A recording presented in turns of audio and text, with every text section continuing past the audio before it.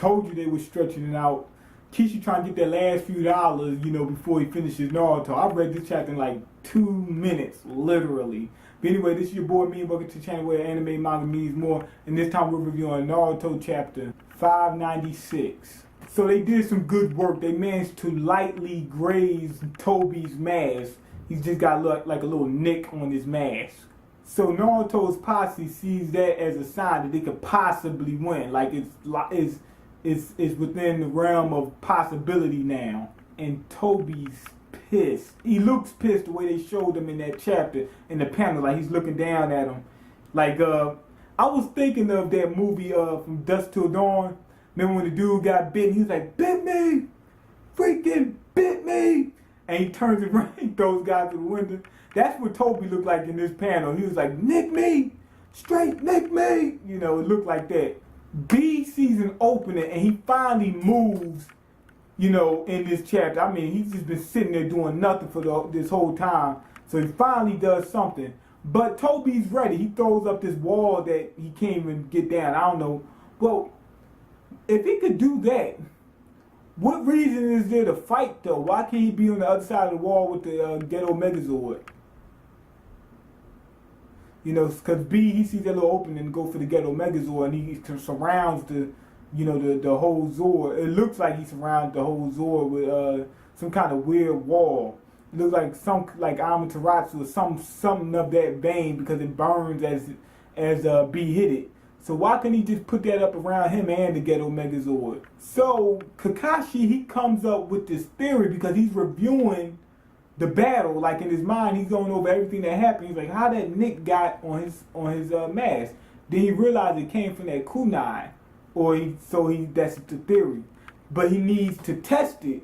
So Naruto and the crew, they get together and they go to B. B throws them at Tobi, so they can get the drop on him. Now, Kakashi and Naruto go their separate ways, and Guy goes straight at Tobi. So while Guy's distracting him, right, and he's also analyzing him, Naruto gets the drop on Tobi. He goes right over Guy's shoulder while, he's in a blind spot. You couldn't see him until he was right up on you.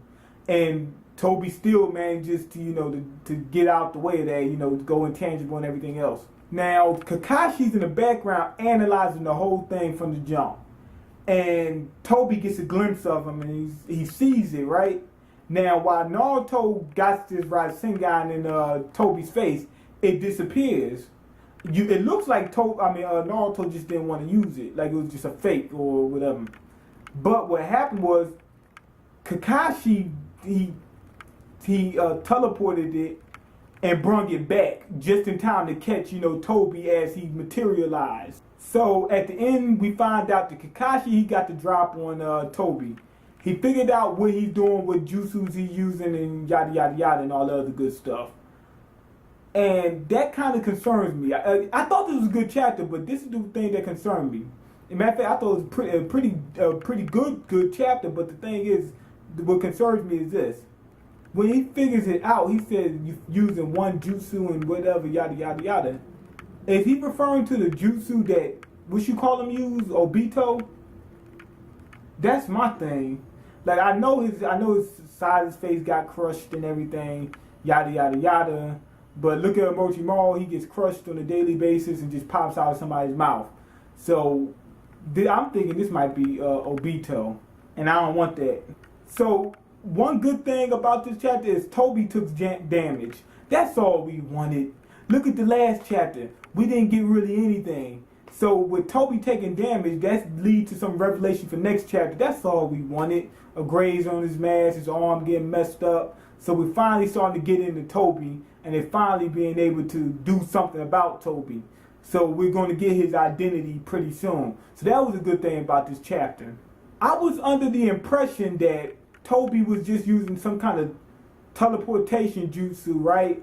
But only transport a certain portion of his body, so that when you see him, he's really just only some of his body parts is there, like some of his atoms or something like that is really there. So all the rest of his body somewhere else, and that's why you can pass through him. That's what I was under the suspicion of. I mean, we already see he can teleport, but And I thought that was already revealed in Naruto, like in some earlier chapters. But maybe I'm mistaken. But I thought that was already revealed. So when Kakashi said you're only using one jutsu, I thought that sounded pretty obvious because I thought that was revealed before, but maybe I'm wrong.